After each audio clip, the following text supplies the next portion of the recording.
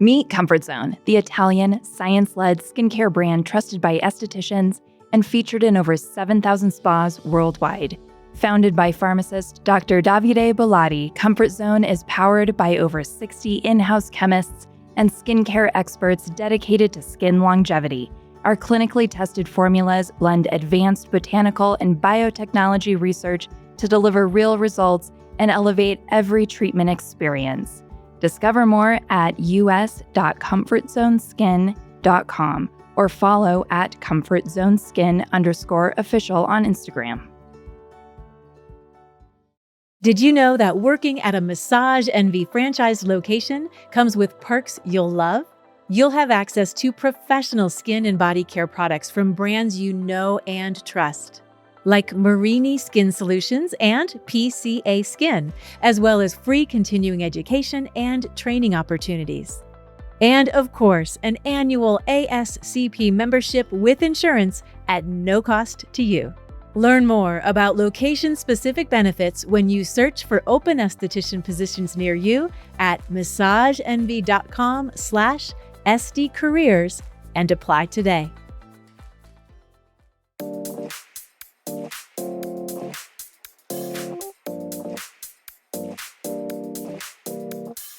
Hello and welcome to ASCP's Esty Talk. I'm your co-host Maggie Staszcuk, ASCP's Program Director. And I'm Ella Cressman, licensed esthetician, ingredient junkie, and content contributor for ASCP.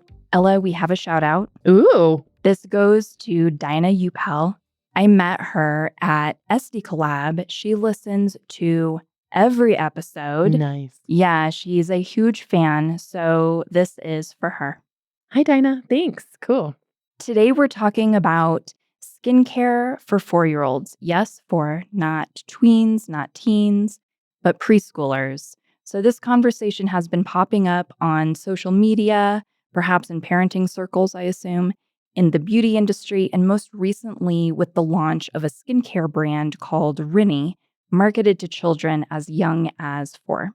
So depending on who you ask, it's either a cute bonding self-care moment or this officially we've reached quote unquote beauty industry and please go sit in the corner and think about what you've done. Well, okay, so let's just start with what had happened. So a couple months back, Rini, they caught flack, as I guess we should say, because they were marketing their products as gentle self-care for kids who want to be just like mom. And they had sheet masks, cleansers, moisturizers in nice pastel packaging, soft, very much mini me style. Yeah. So this is not new. Kids have Sephora birthday parties.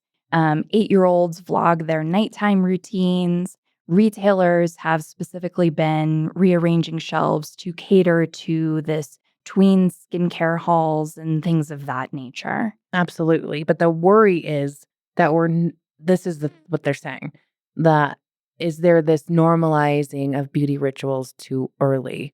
Is it about bonding? Or are we quietly teaching kids to edit themselves or implying that they're not good enough, they don't have good skincare, they have to do this? So I don't know. I'm just going to share with you my thoughts. When we first read this article, I thought, you know what this reminds me of is back in the day, I'm talking in the 1900s, there was an aisle in the grocery store, like a toy aisle, a small portion of an aisle.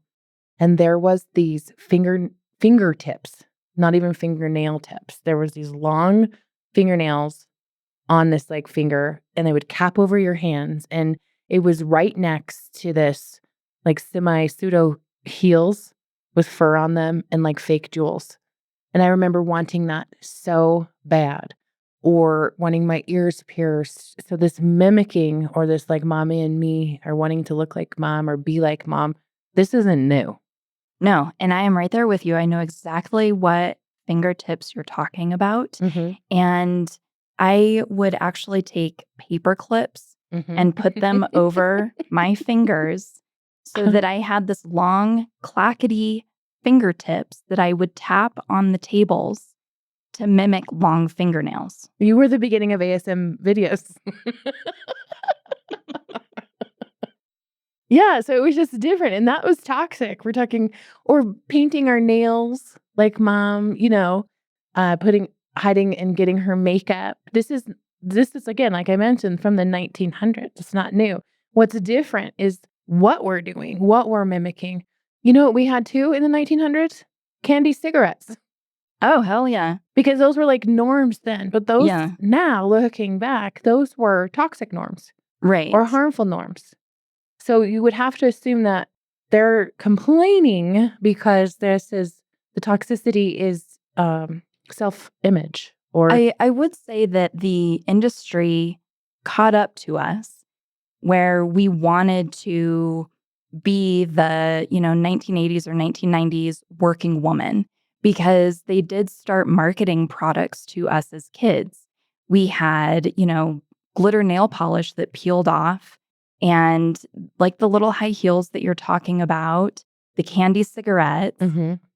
I would walk around with my candy cigarettes and my press-on nails, and I also would wear, I don't know why, but paper clips in my mouth like Same. I had a retainer or braces because that was the cool thing, Yeah. you know? The cool kids had braces. I was the working woman, and I took my mom's briefcase. Yeah. Oh, wow. Mhm. Oh, that's crazy. I used to do that too, put the paper clips in my mouth like a retainer. Yeah. That's funny. Interesting. Yeah. And those are not good. No. That was not smart. That's not smart. No, but I would say, we were mimicking would it be fair to say we were mimicking femininity? I would say, what we were wanting to femininity or status or whatever that was. Yeah. So you mentioned the 8-year-olds who have a vlog about their night routine. They're probably mimicking, a little bit older kids that they saw or their moms, or whatever they're seeing on TikTok or whatnot. And then now this pearl clutching moment is that it's 4-year-olds. Right. Now kids are truly mimicking this self-care because it's what they see, it's what's been made available to them. You mentioned it, masks, serums. There's even mini fridges for your skincare products.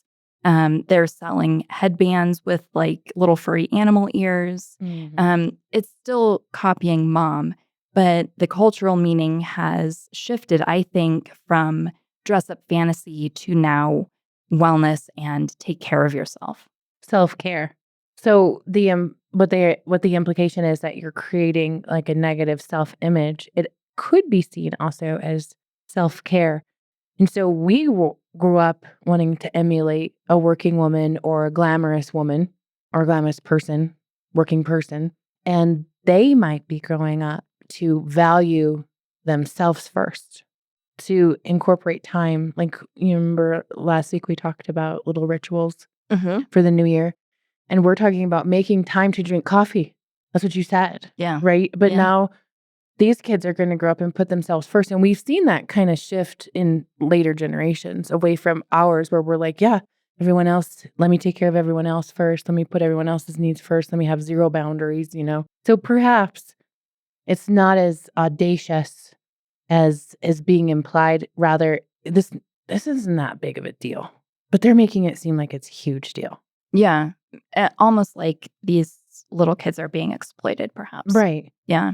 So the question is, what message are we attaching to it? Are we saying, come play spa with mom, this is relaxing and fun, or you need this to be pretty or acceptable?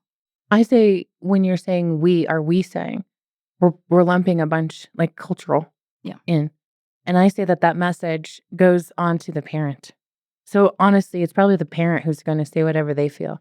Mommy's doing this because mommy's going to feel pretty after this. So it's on the parents to say that. Or mommy's doing this because mommy's having 10 minutes to herself and, investing in herself. That verbiage is not the brand. The brand is providing the product. The execution is the parents. True. One is imagination, one is identity training. Mm-hmm. Yeah. So I feel like that responsibility should be on the parents, not the brand. Do you think the brand did anything wrong by providing the product? No. I don't either. No, I think that is what any brand would do. They're following trends and they're following demand. Mm-hmm. Yeah, I think the onus needs to come back to the parents. And I feel like the parents who are just like, yes, honey, you're going to, teach their children it depends on what they're teaching them with it, Yeah, totally. I'd say that absolutely kids have different skin. They don't need exfoliants. They don't need retinol. They definitely don't need active ingredients. But what they do need is cleansers. They do need to be taught how to care for their skin and cleanse their skin. Maybe moisturizer and definitely sunscreen when the time is right. I would agree with all of that. And I think if there's a company that's providing quality products for that demographic or with that intention, then they should be not celebrated necessarily, but left alone compared to these other. Remember, gosh, I guess it was like years ago, maybe 4 years ago, we talked about some of the makeup, the children's makeup. And that's like 3-year-olds, 4-year-olds are getting that. And how like it had, I think it was asbestos in it. Mm-hmm. And it was sold it is marketed and sold for this age group. Unhealthy, but that wasn't as bad. It wasn't seen as bad. Oh, just makeup. It's just plain makeup. This could be just plain skincare, but as long as it's quality ingredients, so you're not getting those. And I don't mean to call anybody out, but do you remember those unicorn sheet masks from a couple of years ago that were actually burning the kids' skin? Yeah. Yeah, so that you're getting something quality intended for that, not using something intended for older people on this younger, more gentle, vulnerable skin. Yeah. What comes to mind too for me, when I was a kid, there was not, nobody said to me as a child, let's make sure we're washing your face. Like before bed, you took a bath, let's say, and a bath is what it is. It wasn't until, maybe you hit puberty and all of a sudden your skin is breaking out that there was this conversation about, now you need this cleanser, and let's talk about making sure you're washing your face morning and night. Good point. Washing our face was part of our night routine, but I would run from my dad and hide. I'm like, no, don't wash my face. We also lived out in the woods, so I needed it really bad. But yeah, like, why are you waiting for that time? Mm-hmm. And for them to have an insecurity before you're talking about it. Mm-hmm. Yeah, I agree. So do you think, okay, so back to your question. You asked me, or you were saying that they weren't asked about cleanser or taught real skincare until there was a problem. So do you think introducing skincare as an idea, as a process, as a ritual, as part of self-care, however it's introduced, do you feel that could open the door to encouraging anxiety over their skin? I think it's like what you were saying before, the onus is on the parents and it's how it's introduced. So I think skincare, if it's taught just like brushing your teeth, this is how we care for your skin. It's something that you do every day. And here is the cleanser you will use to do it, is the responsible way to go about it. But if we are providing all of these products, cleansers, moisturizers, sheet masks, and here's your little mini fridge to store it, and you need to use these products because it's the only way to look beautiful or to be accepted. If language like that is used, then yeah, you may have a child that grows into having anxiety about their appearance. Yeah, I think so too. Listeners, we want to hear from you. What's your take on skincare for kids? Share with us on social media through Instagram, Facebook, or by emailing getconnected@ascpskincare.com.